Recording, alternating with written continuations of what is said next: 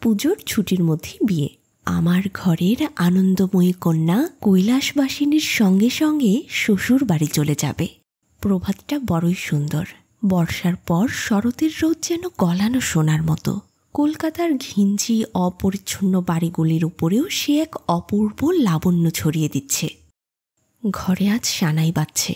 সেই সুর যেন আমার বুকে ব্যথার সুর তুলেছে। করুণ ভৈরবীতে আমার মনের বিচ্ছেদ বেদনা যেন প্রকৃতি জুড়ে ছড়িয়ে পড়ছে। সকাল থেকে বাড়িতে ধুমধাম, লোকজন আসা যাওয়া, উঠানে পাল খাটানো, ঝাড় টাঙানো, হইচই লেগেই আছে। আমি ঘরে বসে হিসাব করছিলাম। এমন সময় একটা কণ্ঠস্বরে শুনতে পেলাম, আসসালামু আলাইকুম বাবু। প্রথমে চিনতে পারিনি। তার চুল নেই, ঝুলি নেই, আগের সেই তেজও নেই, তবে তার হাসিটা দেখে চিনে ফেললাম। আমি বললাম, কিরে রহমত,